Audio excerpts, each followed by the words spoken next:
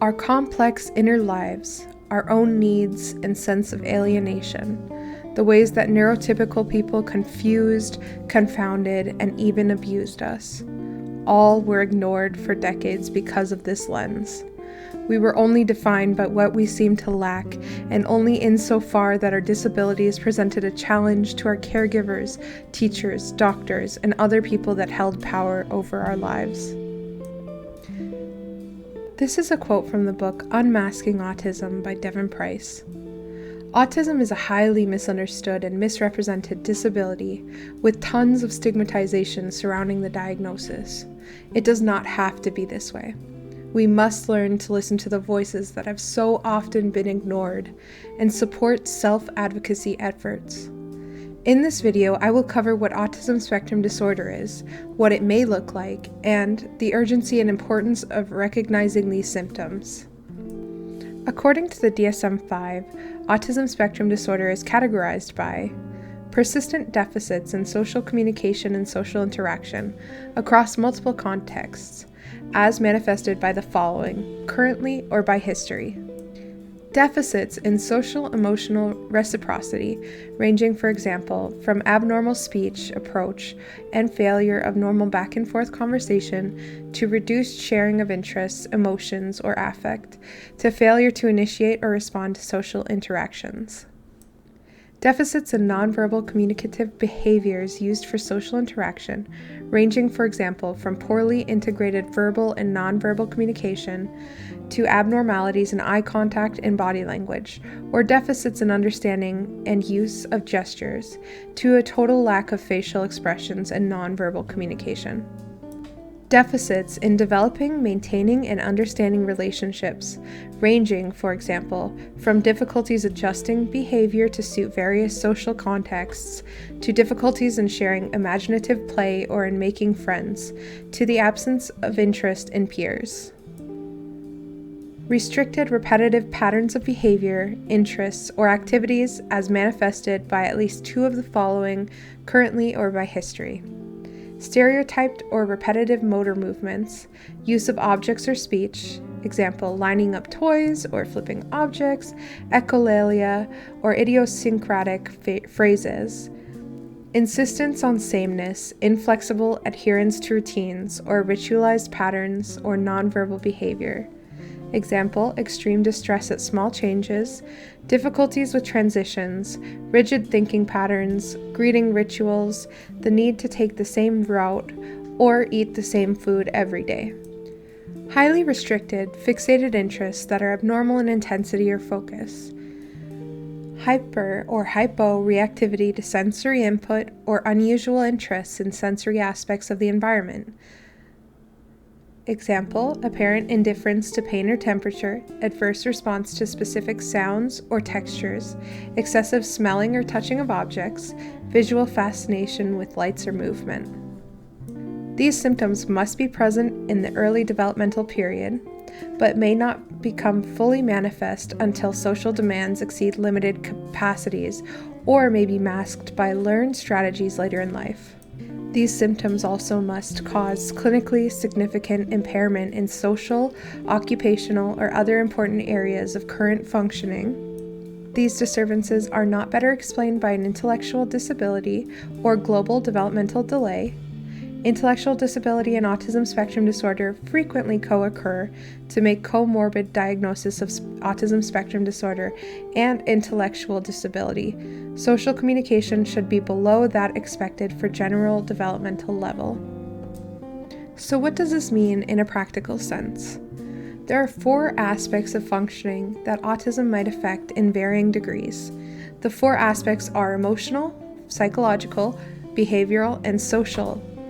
Emotional aspects of autism spectrum disorder may look like being too stressed or overcome with sadness, finding it hard to speak. They may strike others as emotionally immature and sensitive. They might be prone to outbursts or crying fits. They might have trouble recognizing or naming their feelings. They may ignore or suppress their emotions until they bubble up and explode.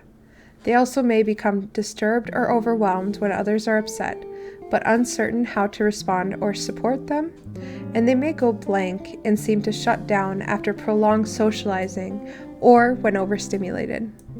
The psychological aspects of autism might present as being easily overwhelmed by change, highly focused on details rather than big picture concepts, trouble distinguishing between information or sensory data that should be ignored versus data that should be carefully considered. Processing a situation takes people with autism more time and energy than it does for neurotypicals. They may report a high degree of anxiety, especially social anxiety. They may have also been diagnosed with mood disorders, such as bipolar disorder, borderline, or narcissistic personality disorder. This was before the autism was discovered. They may fear rejection intensely and try to manage how other people feel to avoid it. And they may have an unstable sense of self, perhaps highly dependent on the opinions of others. The behavioral effects of autism might present as a monotone voice, avoiding eye contact, being overwhelmed by loud sounds and bright lights, hyperactive to even small stimuli in the environment, self-stimulating, otherwise known as stimming, experiencing meltdowns and shutdowns. A shutdown means getting overstimulated and they can no longer process their surroundings, so they just disassociate from it. They might appear to be unresponsive or zoning out. Meltdowns instead are crying, self-harm, or outward aggression. They may try to use control to manage stress, so that means following intense self-imposed rules despite having an otherwise unconventional personality. They are usually happiest at the home or in a familiar, predictable environment. They might seem youthful in their age, looks, dress, behaviors, or interests. They might be prone to excessive exercise. They may neglect their physical health until it becomes impossible to ignore. And they also may self-soothe by constantly fidgeting, listening to repetitive music, twirling their hair, or picking at their skin and cuticles. The social effects of autism might present by rambling about subjects that interest the person, even without that shared enjoyment. They might rarely go out into the world to have new experiences or make friends.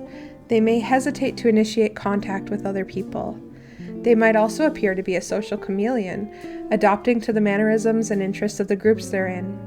They may also be highly self-educated, but will struggle with social aspects of college or their career. They can also be very shy or mute, yet become very outspoken when discussing a subject they are passionate about. They usually do not initiate conversations, but can appear outgoing and comfortable when approached. Some can socialize, but primarily in shallow, superficial ways that may seem like a performance. Some people with autism might struggle to form deeper friendships. They might have trouble disappointing or disagreeing with someone during a real-time conversation, and they may have trouble reading social cues. Autism is largely genetic. However, there is no single cause. It is a developmental disability that is characterized by delays in different areas of life. Because it is a spectrum, it can present differently in everyone. I truly felt like I was thrown into this game of life with no rule book. Other kids around me growing up seemed to understand how to play, the rules, how to level up their social skills. I desperately wanted to learn the game, but was confused on how to even start. I felt like an alien on a different planet. The only way to cope with that feeling was to isolate. I spent my whole life pushing myself away from people, even well-intentioned ones. Before I knew it, I ended up in a prison of my own design. The feeling of alienation, of being othered, of isolation is a common one amongst autistic individuals. The catch-22 of isolation is that it is a temporary relief from the social stress and overstimulation. However, without experience in social situations, social skills can never improve. The most difficult social skills for me are the unspoken rules that no one ever talks about, but every neurotypical person assumes you already know. The lack of social skills, coupled with overstimulation leading to meltdowns, creates an environment where autistic people are at risk. High risk of violence, especially police violence, due to the lack of knowledge surrounding autism.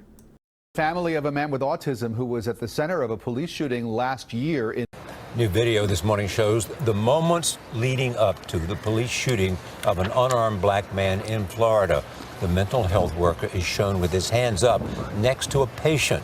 He was in the street trying to retrieve an autistic man who wandered away from a group home.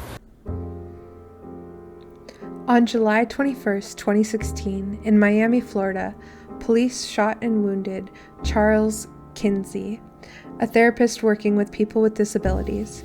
His client had wandered from a facility and was sitting in the street playing with a toy truck and was unresponsive. Officers demanded that they get on the ground. Kinsey obeyed while trying to get his client on the ground as well.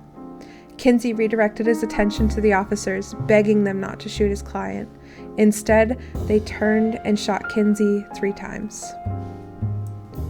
This highlights the danger that autistic individuals face daily.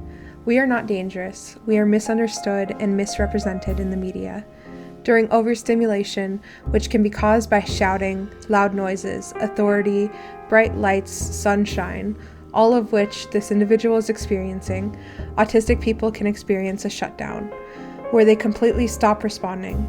This should not be punishable. Autistics should not risk losing their life because the world is not designed for them. Something needs to change. One would think that in 4 years after the incident, there would have been some training, some publicity, or some awareness. Sadly, there wasn't. And sadly, in 2020, it happened again. Salt Lake Police body camera video of the September 4th shooting of a 13-year-old boy with autism is now public. Police received a call from Golda Barton, mother of Lyndon Cameron, a 13-year-old with autism spectrum disorder. She was seeking help for her son, who was experiencing a mental health crisis.